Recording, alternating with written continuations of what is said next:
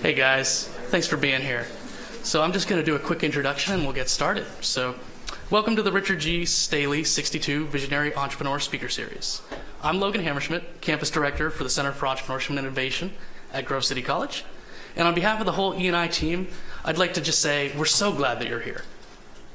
I would like to thank Professor English and Executive Director of the Center for Entrepreneurship and Innovation for her vision and direction of this event, Dr. Peter Frank and President McNulty, and all the deans and faculty for your support, all you do to help us promote entrepreneurship and innovation across this campus. So I'd like to give special thanks tonight to Mr. Richard Staley. Mr. Staley is the founder of Flavor House, a leading developer and manufacturer of unique flavors used by many well-recognized brands. He's a 2019 Jack Kennedy Memorial Alumni Achievement Award recipient, and we are especially grateful for his support of this ongoing lecture series. So, we're very excited to be back in Stick Lecture Hall for tonight's event, which has been almost 4 years in the making. We began planning this event back in 2019, which was even before I had even started with the college. And a spring 2020 event was scheduled, and I really don't have to remind you what happened next. So sadly, COVID shut us down. But that didn't stop us, and we're back. We're excited to be back, and I can promise you that the wait will have been well worth it.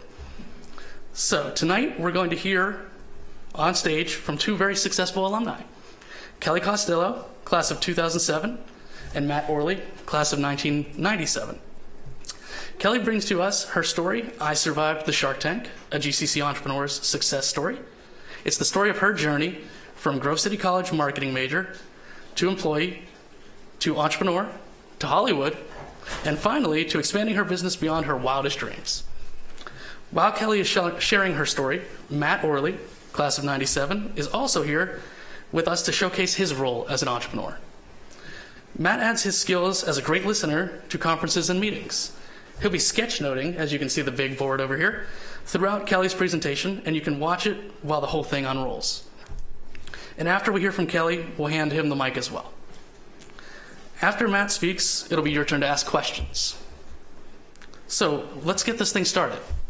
I'd like to introduce to you Senior Mark Wilhelm. Mark is an entrepreneurship major from Lancaster, PA. He is a participant in our Venture Lab program with his Venture Share Package, and a member of the men's rugby team and the Delta Iota Kappa fraternity. So please join me with a round of applause for Mark Wilhelm.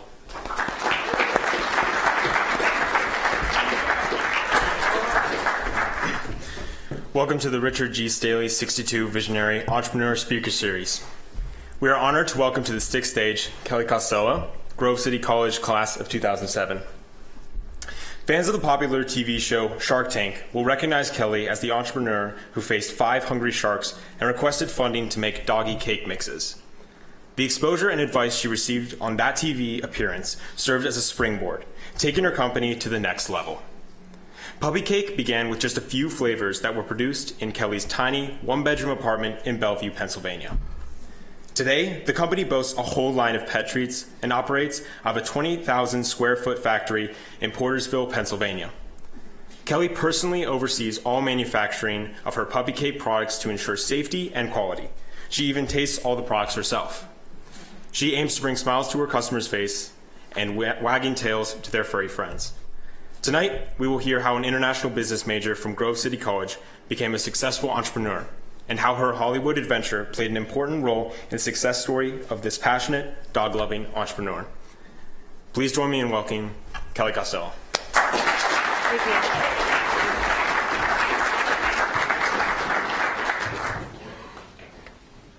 Thank you so much, Mark.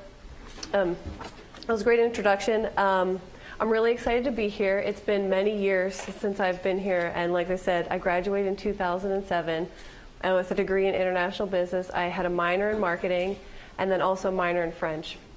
And shortly after I graduated is when I started Puppy Cake. And that was 16 years ago. Today, we do almost $5 million a year in sales. We have over 50 different SKUs. We sell to thousands of retailers across the U.S. We sell internationally to Canada, Mexico, China, and also across the United States. That's where our biggest market is. So way back when, in 2007, I was working for a sales and marketing firm, and that's Chef Gary. That's my dog. He really loves being Chef Gary.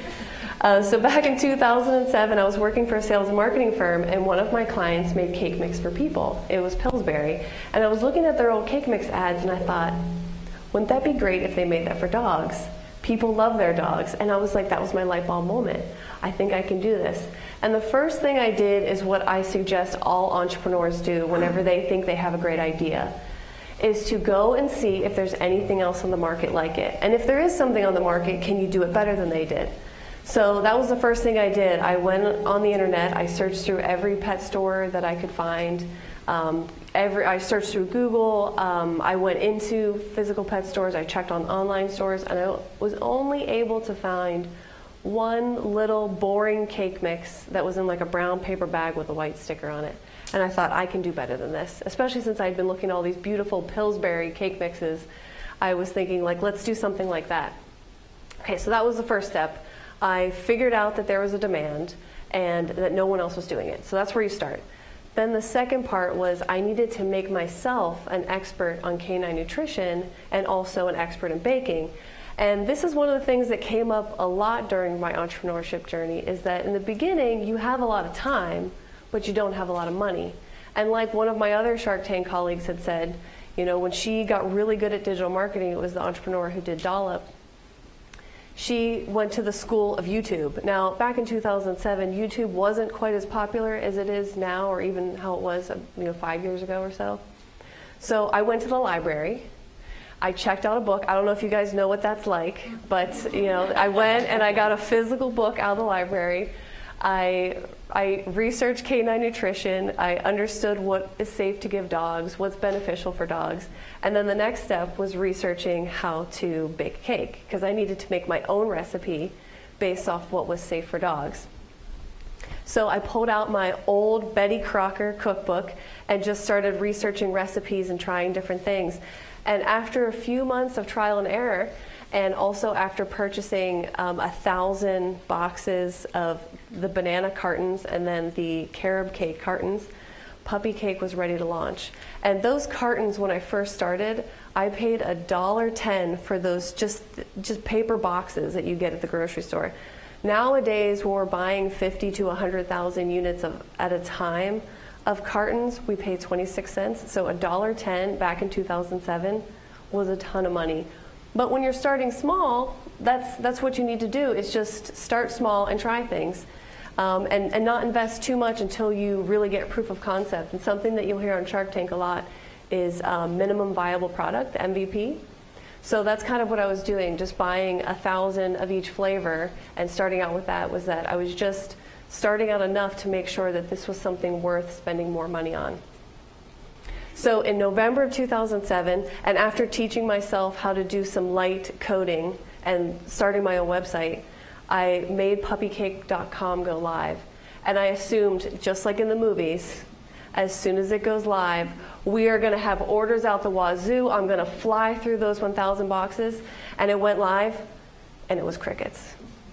Thankfully, one friend placed an order, and at least I started getting it going. I was like, okay, I really need to tap into my marketing skills here and try to figure out how I can get this product out on the market. And one of the things that I did was I spent too much money on marketing in the beginning, and I learned the hard way that what you need to do is spend a little bit of marketing on different mediums, calculate what your return on investment is, and then figure out where can you put your marketing dollars. So if I have only $1 in marketing, what can I put it in to get the most return? And that was a lot of trial and error and very carefully calculating, okay, digital marketing and advertising on akc.org. Even though I got a ton of impressions, the conversion rate was really low. So that's not going to work. Okay, well, what if I pay to be on this email list? Is that a good return on investment? Okay, that's okay, but it's not great. One thing that I learned pretty quickly was when I invested in business-to-business advertising, selling to other retailers so that they could then sell my product in their store, that's where I got the most return on investment. even though direct to consumer, you have the highest profit margin because you're selling you have your cost and then you sell it direct to the consumer, and maybe there's a little bit of shipping in there between. Even though that has the highest margin, when I put $1 into direct to consumer marketing, I didn't really get $2 back. But when I put $1 into marketing to wholesalers and other pet stores, I got $3 back, $5 back, because they were selling the product for me. Now, that was in 2007, and I don't know if any of you remember what happened in 2008. The recession hit. And when it hit hard. So at the beginning of my business, even though I was 21 technically when I incorporated, so I'm 22 years old, and somehow before the recession, I had like $30,000 in available lines of credit, which is pretty incredible, except for once the recession hit, all the banks that were struggling, they reduced my available credit to just a few $100s over what I owed. So suddenly I had no way of getting more money for my business. And I learned some really hard lessons in 2008. One, I had to get really scrappy with how to market, and I found that doing free publicity, I bought a book for like $15 on Amazon on how to be your own publicist, and I followed all the instructions and did my own publicity. And I was able to get on different magazines for free and get some interviews and get a couple people excited about it. And that was because I didn't have any money. I had to sell product, take the little bit of profits that I had and invest it in a little bit of marketing, and just slowly, brick by brick. So those first couple years were really tough. And then in July of 2011, I got an email from Yoon Lingner, who is still an executive producer at Shark Tank, and she asked me to give her a call.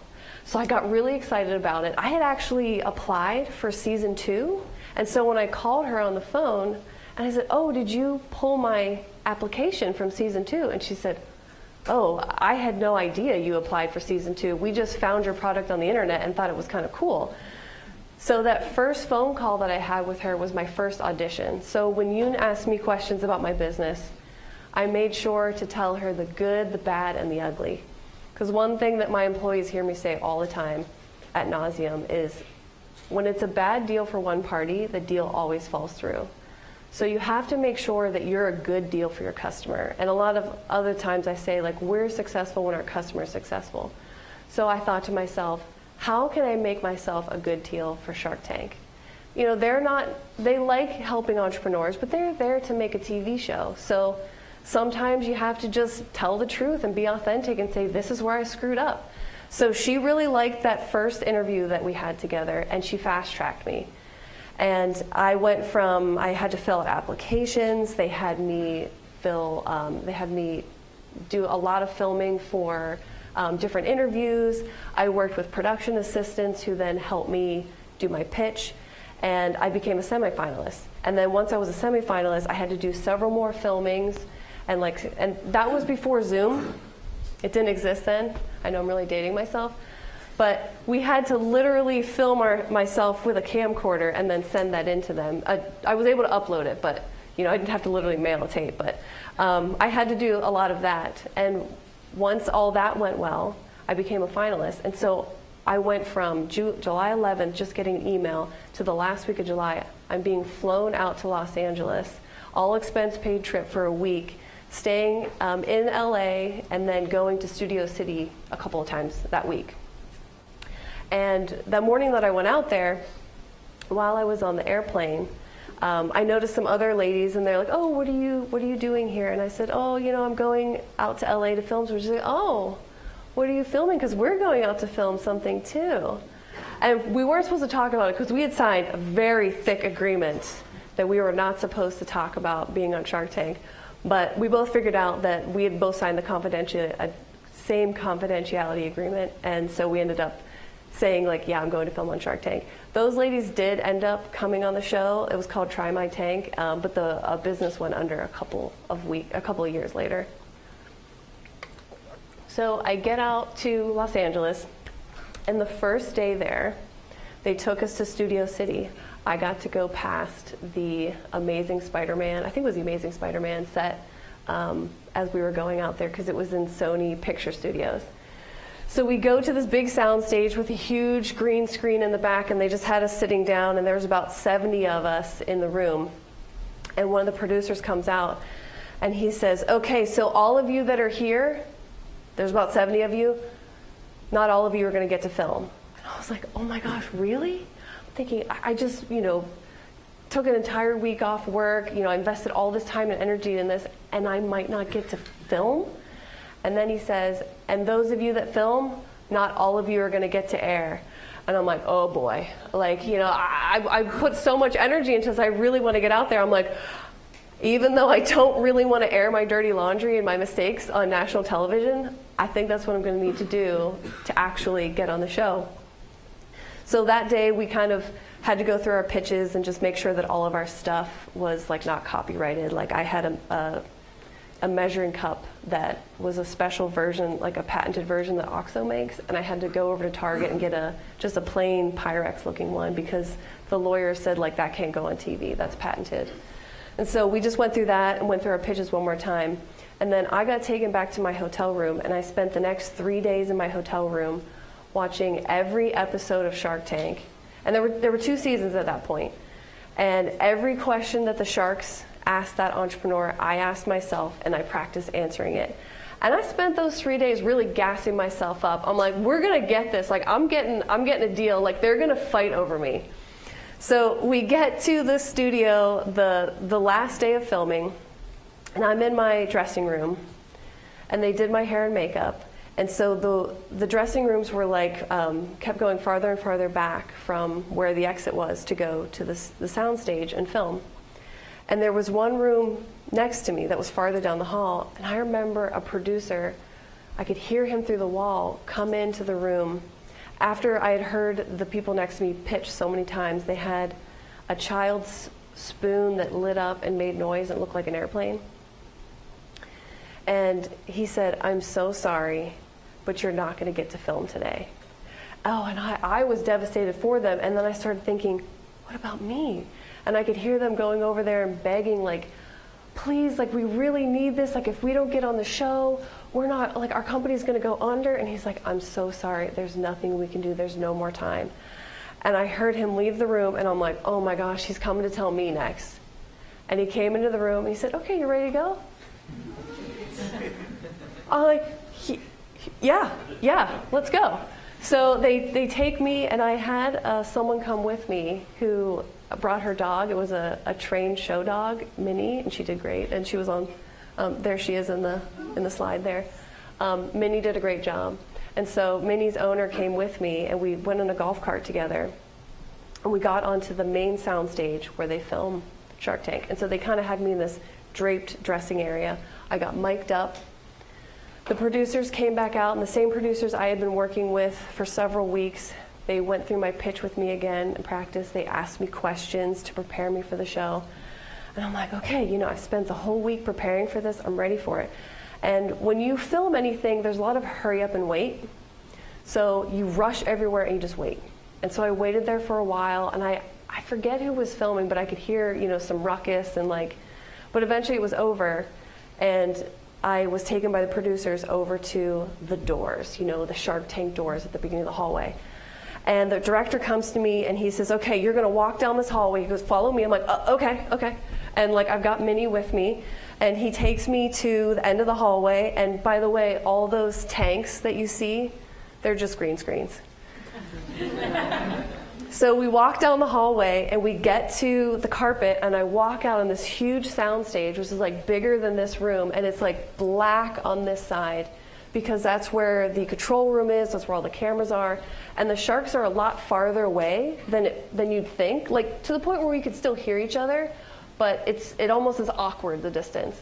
So I walk out there, and the director's like, okay, right there, there was an X tape, a piece of X tape on the ground. He goes, right there, that's your mark. You're going to walk out and stand there. I'm like, okay. And he goes, no, don't say anything. Don't start your pitch until I say action. I'm like, okay. Meanwhile, the sharks are just smiling at me.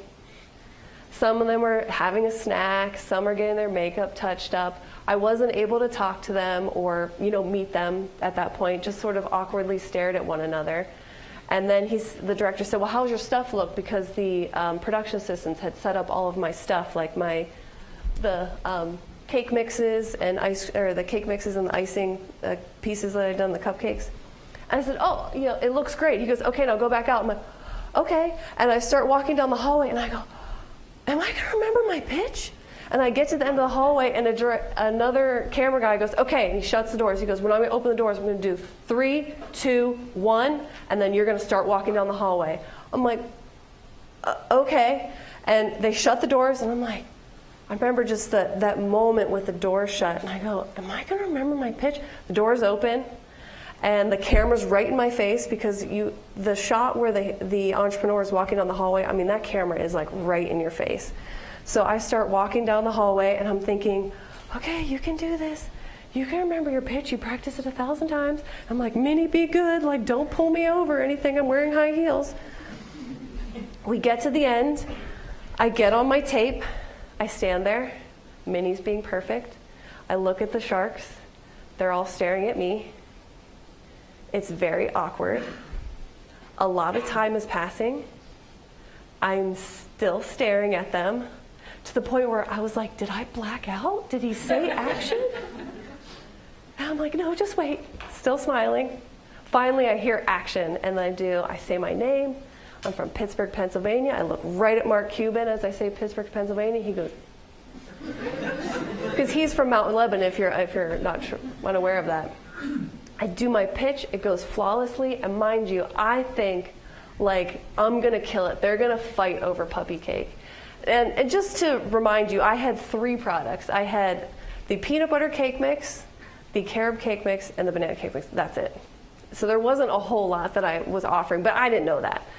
So we start talking, and they ask me different questions. Lori talks about how, like first Kevin tries to tear it apart. And Lori goes, no, actually my mom does do that. She bakes stuff for her dog. And they're like, oh, really? Robert Herjavec was out so fast that I couldn't really even register that he said, I can't really relate to this, I'm out. Kevin starts really laying into me and saying, like, why would anyone do this? Like, why don't you just go to the grocery store and buy a cake for your dog? And I said, well, if you bought a human cake for your dog, it could kill them. And he said, well, who cares if your dog dies? Just go buy a new one. And I laughed. They didn't air that I laughed. I laughed because I knew he was kidding. Like, I could tell from the energy, like, he was kidding. He plays a part. He's supposed to be the provocative, mean guy. And I said, well, people love their dogs. They're not just going to replace it. But Mark is the one who was the one, like, Kevin was ridiculous. But Mark was the one who gave me some harder advice that was a little bit tough to swallow. They asked me what my sales were, and my sales were only $80,000. Now, my ask was $50,000 for 25% of my company, which put a valuation of about $200,000. So when they said, well, what are your sales? I said, well, my lifetime sales are $80,000. They said, okay, well, what did you do last year? And I said, $23,000. And the music, when they edited it, was like, burr, burr, like, it was just like, and they're like, why haven't you done more? And I said, well, I mean, I really don't like the sales part. I really love the marketing part, the sales part. I don't like cold calling. I don't like walking into stores and just like saying, hey, I'm Kelly, here's my stuff. Would you like to buy it? And I was like, and I need more money to go to trade shows because that's where the independent retailers are. That's how I'm going to meet the market. And Mark said, I think, he said, if you were really that passionate about your business, you would make it happen. So here's some of the things that, like, why all the sharks went out, and they're different quotes. So Mark called me a wantrepreneur. Not very flattering, but he wasn't wrong. At the time, I just had sort of lost my mojo. I wasn't really that motivated. Damon John said, hey, I'm from the hood. When it's a dog's birthday, we just lift up the trash can lid. And then Kevin said, who cares if your dog dies? You can just get a new one. But Lori gave me the best advice. She said, I think you have a good product, but you only have a product. What you need is a line of products for us to want to invest in or for someone else to want to invest in. even distributors don't want to just take on one product, they want to take on a line of products, and it's very true. So I took the tough advice that they gave me, and one of the things that's tough when you're a solo entrepreneur is that you spend a lot of time in your own echo chamber, where you don't have anyone else that's holding you accountable and saying, you're not doing this well, or maybe you should try this, or hey, you didn't put your best effort in there. And one of the things that I really gained from the Sharks is that I had an opportunity to be in front of 5 highly successful entrepreneurs that are well respected in each of their industries, for me to kind of like lay bare like all the things about my business, the good, the bad, and the ugly, and for them to give me some harsh but needed advice. And after being on the show, it really helped turn some things around. So it gave me, I like to say, it gave me a swift kick in the pants. Having those 5 successful entrepreneurs tell me, this is the things that you're doing wrong, and here's what we think you should do differently, and you need to try harder. It really motivated me to follow Lori's advice and launch more products. I got so much positive praise after the show. I had a lot of people contacting me and like encouraging me. We sold thousands of boxes of cake mix in the weeks after the show. We did more than a year's worth of sales in the 4 weeks post-show.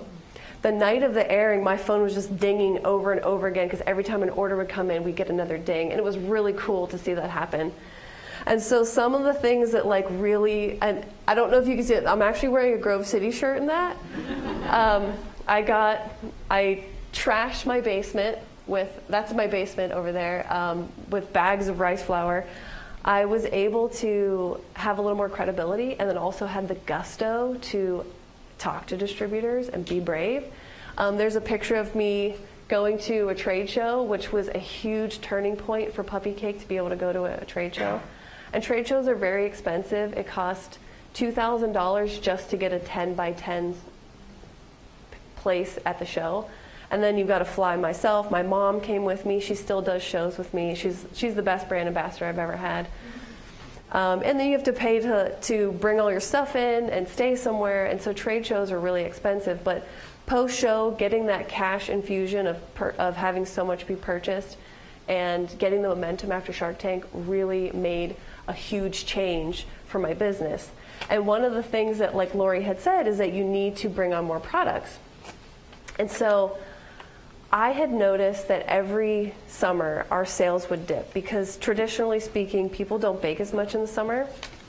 And I learned that from my time as having Pillsbury as a client. And I thought, okay, I need something that is going to boost my summer sales. What could I do? And I was like, oh, it'd be great if I could do ice cream. I was like, but I can't do ice cream. My core competency is powders. I got to stick with powders. That's what I've gotten good at. And so I was like, we use yogurt powder for the cake mix. I wonder if they make like a high-fat version of milk powder. And so I called my supplier and I said, hey, that's what I'm trying to do. And they're like, yeah, we'll send you some samples. And so I started with the peanut butter ice cream mix. And when I first launched it, it's a shelf-stable powder. The consumer adds water to it. They mix it, and then they put it in the freezer. I thought this will be good. There's a lot of ice creams for dogs, or at least enough. People know Frosty Paws, and there were a couple other brands out there. I was like, I think we'll get a little bit of a market, but I don't think it's going to really knock anybody's socks off. But what I didn't understand was how the supply chain worked for frozen and refrigerated products. So when I launched this shelf-stable powder, suddenly Chewy.com was able to carry an ice cream product. Petco, which had no refrigerators or freezers, they were able to carry an ice cream product. They buy a brand that we make. Amazon.com, it was the only way that you could get an ice cream for dogs online. And then all the independent retailers who didn't have refrigerators or freezers were suddenly able to carry an ice cream for dogs, and it doubled the business overnight. And so taking Lori's advice and adding more products and meeting the needs of the industry, which I didn't even quite realize how much I was meeting those needs. It was a bit of a happy accident that worked out.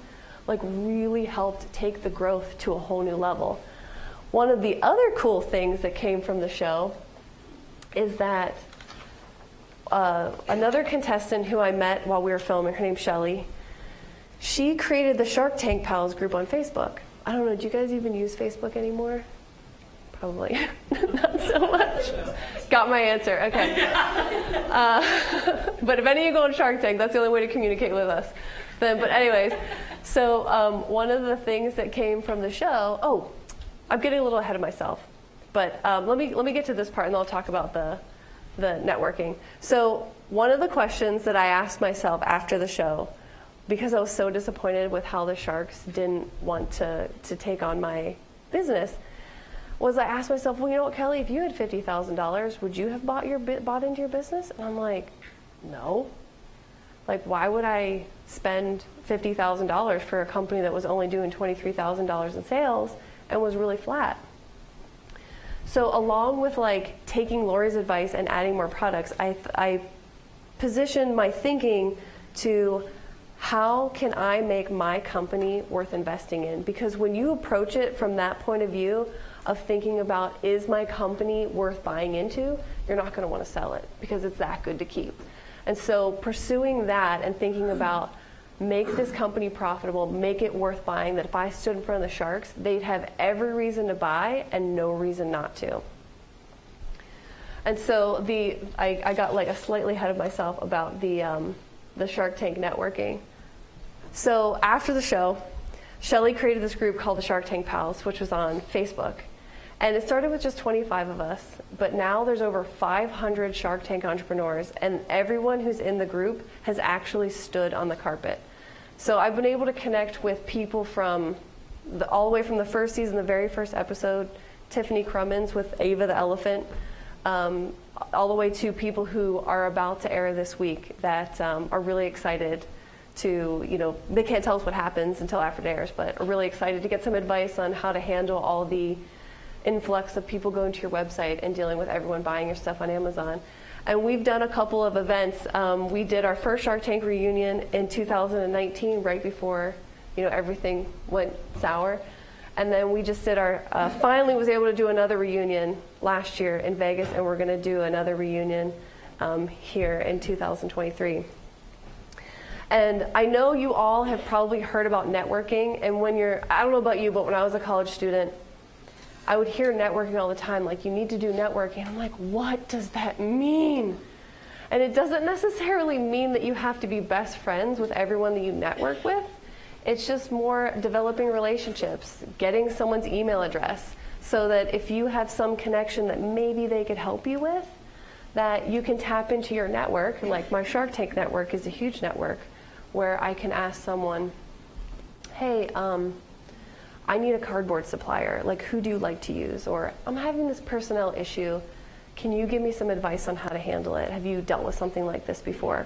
And your network can look like a lot of different things. So my Shark Tank network is huge. And then I have a smaller one where it's just Amazon sellers. And in order to be in this group, you have to do at least $1 million a year on Amazon. And that's a much more intimate group. But that one's a great group for holding me accountable. And like I said, when you're a solo entrepreneur and you don't have a boss that you're reporting to, it's very hard to stay disciplined. And so building a network around you for support and also to kind of call you out whenever you need a little swift kick in the pants maybe, or just a little bit of accountability, that's where networking can really come in to help you. Okay. And my keys to success. So I started this in my one-bedroom apartment just with 2 products. Didn't do much in sales for the first couple of years, and then launched some more products, and it took off after being on Shark Tank, that is. So what are the things that kind of helped me get to this point? The first one is if any of you are thinking about starting a business, don't be afraid to start small. And don't let perfect be the enemy of good. It makes me think of a story of one of my family members who's a graphic designer, and he was working at a large marketing firm. He was telling me about this client that they had that had a product called the Sweet Spot. It was this like little plastic or silicone thing that you added to a tennis racket, and it would increase the sweet spot, so when you would hit the tennis ball, it would go a little bit better. and he was telling me about this amazing packaging that they made for them. He's like, this packaging cost like $4 a piece. He's like, it's got gold, it's got silver foil on it, it's multi-layer, it's textured, it's got blister pack. I mean, it's really fancy. And I said, $4 for a package? I said, well, how many did they buy? And he's like, 10,000. I said, well, how much is this thing worth? Or like, what are they going to sell it for in the store? And he said, $20. I said, okay, if it's $20 in the store, then the store is probably paying $10 in wholesale, because wholesale is usually 50% of retail. And I said, okay, so $4 for packaging. The actual product probably cost them at least $2. I said, what was your marketing fee? He said, oh, our firm charged them $40,000. I was like, okay, so they're making $4 profit on each of these units. So if they sell all 10,000 units, they'll only have enough money to pay your firm. And you could see his face go white. And I was like, yeah, I don't know if you really, I mean, I'm sure the packaging sounds amazing, but what that customer should have done, and the advice that your firm should have done, was say, hey, we got to keep this packaging under $1. So do things that are small. Like sometimes you just want to go so big and buy equipment and go wild.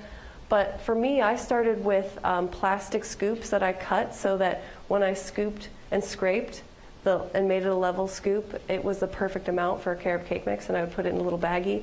And I had a impulse heat sealer, and I very slowly grew to a continuous band sealer, and then added some more equipment. And I just grew it very slowly and organically. And anytime we would consider adding more equipment, I would ask myself, okay, how much does this equipment cost, and when am I going to get the return on investment? Because like I said before, when you're a young entrepreneur, you usually have a lot of time, but you don't have a lot of money. So time is low cost, but money is scarce. So if you can spend more time doing things manually, a lot of times it works out. So like we've added quite a bit of equipment over time, and as we've sold more and more, it's become a lot easier to justify that equipment. Another thing is adapt or die. And Mark Cuban said this on last season, and I completely agree with him. He said, don't necessarily listen to what your customers are, don't let your customers dictate what products you launch, because they don't have any skin in the game. And I actually fell victim to that same kind of issue. Is I had a big customer, H-E-B grocery store. They wanted to add the cake mixes to their stores, but the buyer said, you know, just the cake mixes isn't enough. Can you make a gift pack for us? And I was like, okay, and what price point do you want to be? And I think it was a $10 MSRP. I was like, okay, we can do it. And I trusted that that customer from a large retailer would know what he was talking about. Well, I made the order for him, and as soon as it was done, I said, hey, Paul, the order's done. Where's that purchase order? Completely ghosted me. I had sunk all my available money into this product, and it almost bankrupted me because I had trusted that the customer knew what he was doing and that he was going to follow through. And it took me a very long time to get through all that inventory, and then we never did that product again. So don't necessarily follow exactly what your customers are asking for. It's good to pay attention to what they want, but you've got to trust your gut and pay attention to what's in the market, like the ice cream mix. So that was something that served a corner of the market that we didn't quite realize was going to be as big as it was. Or like our newest product is this cuppy cake. It's a microwave cake in a cup, because that's become really popular with people, and we're seeing trends towards purchasing things that are less expensive and also very easy. So that's one of the things that we launched. And I'm also seeing a big trend, and you might be seeing it very subtly, is that on Amazon, you might not notice, or you might be seeing that there aren't as many brands that you recognize on Amazon, because there's a big shift that's happening where Chinese manufacturers are realizing that they can actually sell direct to the American market versus using a middleman, like some of my colleagues that sell on Amazon. They buy their products from a Chinese manufacturer, they put their own branding on it, and then they sell on Amazon. So one of the trends that I'm seeing is that the fact that we're actually a manufacturer is going to become really valuable for us and to maintain sustain our business. Private label has become really popular, like Archer Farms at Target, Trader Joe's, it's all private label. What's happening is these retailers are realizing that they're a brand in themselves. So instead of purchasing my products, they want to use our manufacturing facilities to make a product for them under their brand. And that's one of the changes that we're making. And the last piece, and this is actually probably the most boring one, but this is really important, is cash flow. And I talked a little bit about how the recession really impacted our cash flow. So one of the challenges when you get bigger and bigger is that when you deal with bigger customers, they're on terms. So when they place a purchase order today, they don't pay for it until 8 weeks later. So Walmart Canada is one of our customers. And we did $250,000 in sales with them last year. After 12 months of sales, we had only netted $10,000, which seems kind of crazy. But the reason for that is we had sent them so much product, but they hadn't paid for all of it because of their terms. And even after 12 months, we barely had any money to show for all those efforts. Now, our second year with them is going to be much better. But that's why it's really important to be very careful with cash flow. Like if you do a $10,000 order, that doesn't mean that you get to keep $10,000 because the cost of goods sold could be 70%, 80%. So $7,000 of that $10,000 is going to pay your employees and to pay for your materials. And then the other $3,000, you got to pay your rent, you got to pay your utilities, you've got to pay your insurance. And so it all kind of, you almost have to develop an MBA in financing to get better and better at being an entrepreneur. Well, that's all I have. I'm going to send it over to Matt. Matt's going to do a little presentation, and then we'll go back to questions. That's correct. Excuse me, everybody. My name's Matt Orley, and I am a 97 graduate, so I'm here with Yvonne. Thank you very much. I only know her by Yvonne, so I'm not sure if we're a professor or doctor, whatever. But I came from Hoyt Hall, so I'm an electrical engineer by education, but I do this for a living. So I scribble with markers and crayons, and I get paid for it. I get to draw for astronauts and Indian chiefs and finance people and entrepreneurs and all sorts of things. And I love my job. I am not a big-time person that needs to worry about cash flow because I am in and out of a particular project, and I like what I do, and I just want you guys to know that liking what you do is extremely important, and that's the path that I found. So, honestly, that's it. You're welcome to ask me questions later and check out my work. So, I'm Matt Orley with Big Paper Strategy. That's what I do. Thank you. All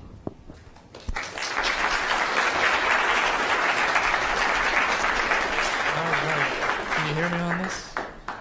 Can we hear me on this? All right. Thank you, Matt and Kelly. We're going to open it up to the audience for Q&A. So if anyone has a question, if you're on this side of the room, I'll give you a microphone. If you're on that side, Emma will take care of you. So do we have any questions from the audience? I know somebody out here has a question. There we go, Tessa.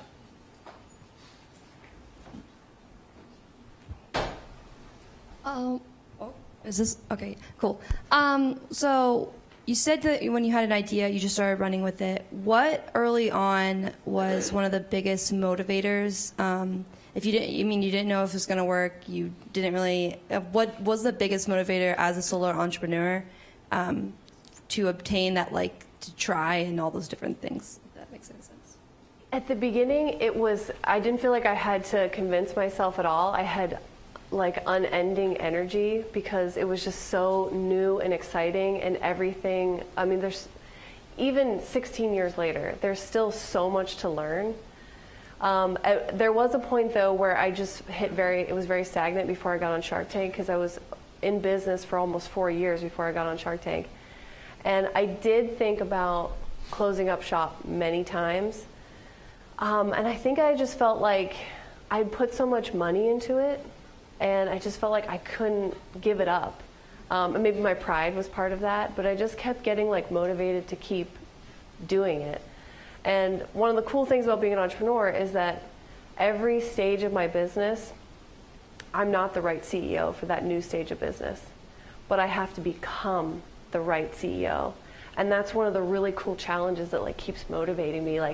The CEO that Puppy Cake needs as a $5 million business is not the same one that we needed when we were doing 3.8 and 4 million. So I had to adapt and learn, and that's really exciting. I really enjoy learning. So there's been so much things that have kept me motivated along the way. Curious, I know you mentioned that you didn't really get to meet the sharks at all until you were actually kind of live. Did you get to follow up with them at all at any point afterwards? Have you ever, since you've appeared on Shark Tank, have you talked with any of the sharks at all or followed up, at all with any of that? So I haven't had a lot of interaction with the sharks since the show. I am friends with several people that did get deals, like Lainey Lazari on season 4. She was just like 18 years old and got a deal with Mark Cuban, and she has a very good relationship with Mark. There was recently an article by Forbes magazine that rated each of the sharks and followed up on how many deals actually closed and who closed the most often and who closed the least.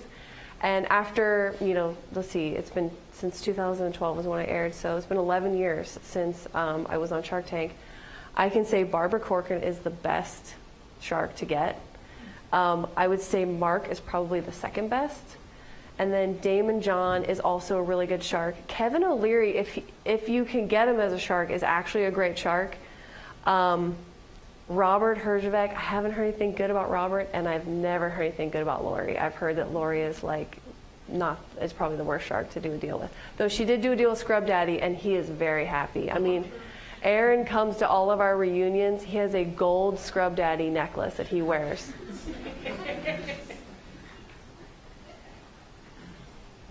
You guys pass this down to Max there? So you kind of mentioned it initially, but how did you deal with the volume, especially after Shark Tank when you started getting all the orders?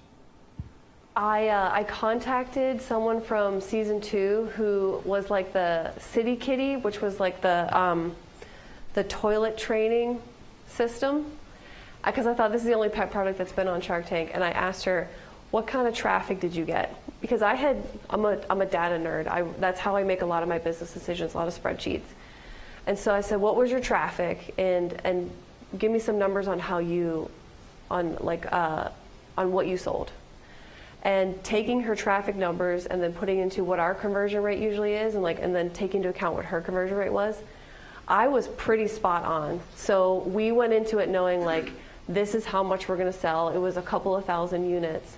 And so we were pretty well prepared for it, though my manufacturing team didn't really believe me at the time. So we ended up having some late nights and a lot of time responding in emails too. Awesome. Other questions? We have one over here. Thank you for coming. You mentioned the early stages when you were doing marketing and the conversion rates and the impressions. One thing I wanted to ask was, in your experience, did you have better success in let's say I'm starting a company. Would it be better for me to just do Instagram, or should I do Instagram, a website, Facebook, and then if you get what I'm saying, a spread of portfolio? Yeah.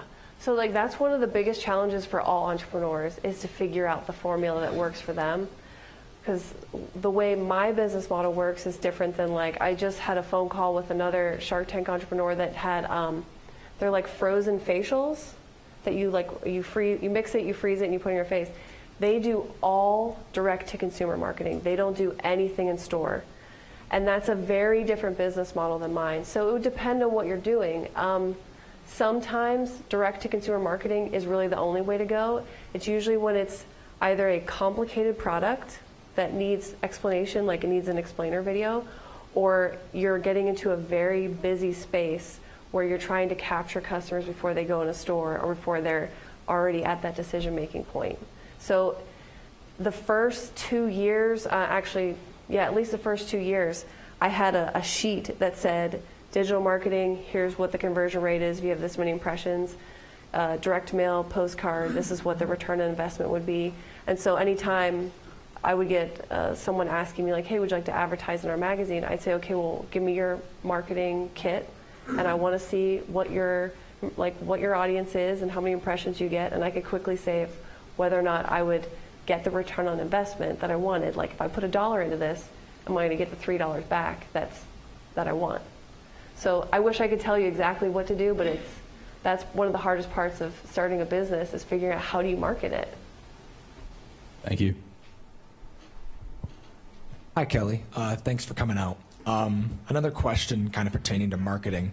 When you were first starting out, how did you find interest in your product? Like, did you ask people that were around you, like, hey, would you be interested in buying this product? Or did you just kind of go for it and see what would happen?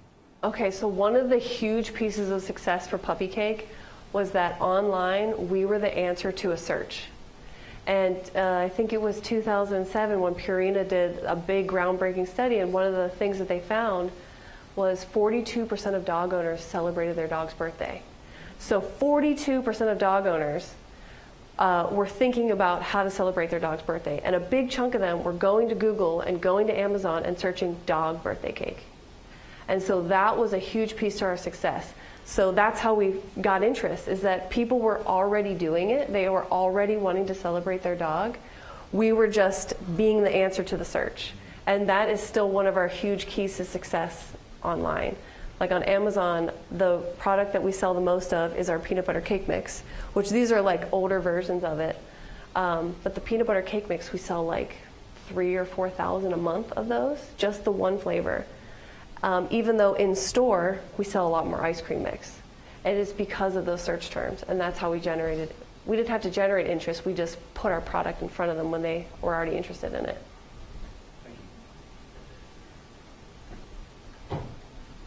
Hi, Kelly. Thank you for coming out. I just wanted to ask, how do you incorporate a Christian worldview in your business from kind of when you started to kind of seeing your business scale and grow? I've thought about this a lot, and one of the things that has been really helpful to me is to act as if God doesn't exist, in the sense of assume that no one's going to swoop in and magically give you sales, but thank him when you get all the sales. And that was a big turning point for me, because I feel like in the beginning I was just sort of like, all right, God, like, bring the sales. I'm ready. You know, I've got the product here. And as soon as I realized, like, hey, no one's coming in here and sprinkling sales on me. Like, I got to get out there and grind. And then be thankful whenever you get to the point where it's grown as much as it has. Hi. What has been the most valuable skill set and something that you really think young entrepreneurs need to build and definitely have down before they go into their business or starting a new business? I would say is to want to learn and be humble. So I think they kind of go hand in hand, is that first you need to recognize that you don't know something, and that's where the humbleness comes in. And then you have to have the hunger to learn from it. And that's usually, to paint a very broad brush that could apply to lots of different industries, is to be humble and hungry to learn. Because you can, like I said, you're never going to be the right CEO at each new stage until you become the right CEO. And that growing pain is becoming the right CEO. And I see this with my other entrepreneurs, like we all reach a new stage of our business. Maybe like the market has changed, and so cash has become very different. Like the interest rates are really high, so it's harder to get lending. You have to become a new CEO to reach that stage, and that's where the humble and the hungriness are really going to come in. Kelly, Cameron here. Great presentation. Thank you. I see lots of dogs in the photos. And so one of my questions for you is, are you doing any like user-generated content? Are you using micro-influencers across like Instagram and TikTok? What does that look like in the mediums that you're now utilizing? We love user-generated content. So most of our social media content is user-generated. It just sort of, it's great in a lot of ways. It validates the customer. They get to show off their dog a little bit. And then also it's easy for us because then we're just basically, having content that someone else created. Social media isn't a huge part of our plan because we do so much direct to like business. We do business to business. But it is a really fun part, and it helps to validate dog owners and like help them continue to want to celebrate their furry friends, as we say. Hi. So you talked about you didn't want to air your dirty laundry or whatever on national television. Was it just your low sales that you were kind of scared of putting out there, and was it the Shark Tank publicity that kind of turned that around that really helped you, grow a lot faster? And also, I kind of want to know, like, what's next for your business? Like, what are you expecting to do in the future? Yeah, so when I say like my dirty laundry, it was more like the reason that we had low sales was because of me. And so that was the part that was hard to say on national television, that like I wasn't doing my best. I wasn't doing everything that I knew I could do. I wasn't dedicating the time that I needed to dedicate to it. And that was the hard part to say. Like after 4 years, I should have been doing a lot more in sales than I was. And so I knew that by putting myself out there, they were going to ask about that. But also, it's why I got on TV, is because I was honest and said, like, it's really my fault, I'm the reason that we're not doing more in sales, because I'm not cold calling, I'm not walking into stores and like saying, no, you're going to buy this stuff, and be aggressive. And so that was the thing that was tough. The next thing for us is we're always going to have brands, but the next thing for us is to become part of this new trend where companies that are going to do well in the US are the companies that manufacture their own products. And so that's the big difference between me and all of my Sellers Roundtable, which are the Amazon group, which, by the way, I'm the only woman in the group. There's 13 of us, and I'm also the only person who manufactures their own products, which is kind of interesting. But I think what's going to happen, my colleagues are going to find it harder and harder to compete with the Chinese manufacturers that are basically making their product under their own brand. That's why you see just kind of weird brand names for things. You're like, what is that? It's a Chinese manufacturer that thought it'd be a cute name because they don't really know English that well. But that's the new trend. So in order for us to survive in this new market, we've got to become manufacturers. Well, we already are manufacturers, but we have to tap into where the trend is going. And this is a big trend that I can't ignore anymore. Private label is a lot of extra work for us for a little bit less money, but that is where the trend is going. And like Trader Joe's came into our booth on last week when I was in Florida at the Orlando Global Pet Expo, and they said, hey, we would like to do a cake mix for dogs or an ice cream mix for dogs. Would you be able to do this for us? And I said, yeah, we'd be able to do it for you. And she said, well, we do between 200 to 300,000 units at a time. And so just to put in perspective, we do a lot of units, but we do about 105,000 units on average per month. So it would be a stretch, but that's where it's going. That's where the trend is going. Hello. I'm just curious about what was the process of finding suppliers and manufacturers for your product, and was there anything specific you were looking for in them to help uphold the quality you want for your product? Yeah, getting suppliers can be challenging. Now, most of our products are sourced from the U.S., with the exception of those silicone pans, those red pans. We do have to get those from China. Sourcing things from the U.S. is easier, and because we manufacture our own stuff, we were getting pretty basic things: rice flour, milk powder, peanut flour, so things that are not that hard to find on a Google search. But we like to have more than one supplier for any ingredient at a time. We had an issue with our sprinkles. We had a sprinkle shortage in 2021 because our supplier, he just couldn't keep up with us. So Blake, my husband, reverse engineered the sprinkles and figured out how to make them in-house. And now we make sprinkles in-house, a couple thousand pounds at a time, for 20% of the cost of buying it from that vendor. So sourcing vendors can be a little bit tricky, but it's mostly like doing samples and pay attention to the patterns. And if there's a pattern of having issues, or they're not filling out their, sending you their certificate of analysis with clean ingredients, be able to fire them by having a backup. You talked about your hits with the puppy cake and the ice cream, and then you talked about how the gift basket was kind of a miss that really hurt the company. Was there anything else that you guys tried that didn't work, and why do you think it didn't work? Yeah, I got a couple of skeletons over here. Because my newer banner is still on a pallet coming back from Florida. Carob chip cookie mix, even though we won first place at a new product showcase at the biggest trade show that happens during the United States, it just didn't sell that well. It was like a little too much work. So why buy cookies that you have to make when you can just buy like tons of cookies for dogs? And that was kind of the piece that was missing. Like, people are willing to bake a cake because they can't get a fresh baked cake at the store. But they were able to get soft, yummy cookies pretty easily. Potato chips, they were pretty fun. But what we quickly learned was, I talked about core competencies, like what are you really good at? And what we realized we were really good at was making powders. And so anything you can put a powder in a bag, like that's where we're at.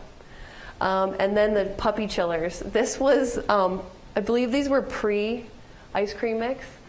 That was me trying to figure out how to meet the summer sales. And they're basically Jell-O for dogs, and they just never really took off.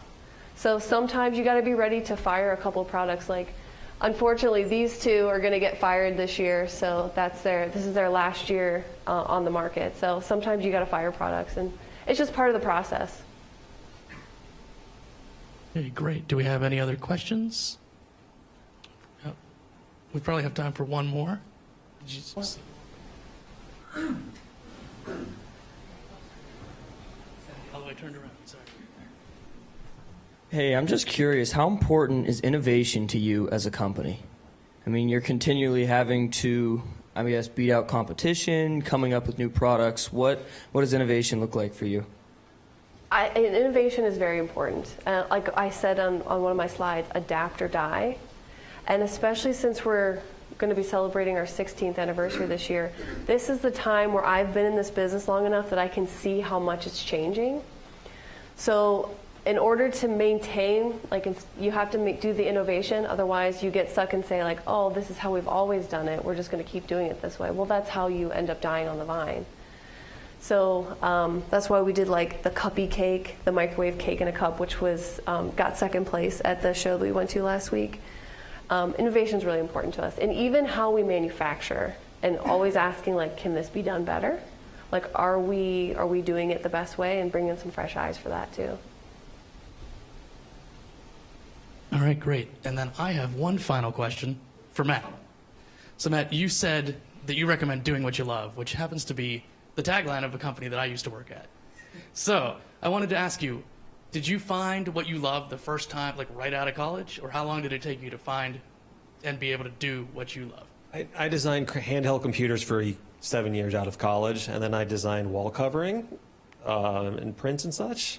Then I went into sales. Then I did web design and marketing, worked for a nonprofit. And then I answered a Craigslist ad for someone looking for this work. Today I work for conferences and events, and I draw whatever's needed over the course of a day. So usually, this is just a small sample. Usually my day is filling up a room.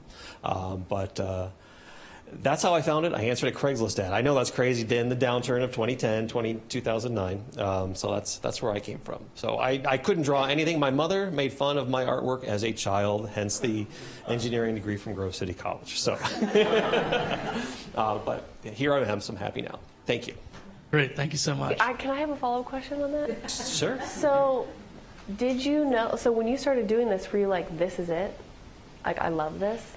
I answered that Craigslist ad. It was for Diebold, which is the ATM manufacturer in Canton, North Canton, Ohio. And as an electrical engineer, this was pre-digitalization, so 2010, really at the cusp of everything that was going to happen over the last 15 years.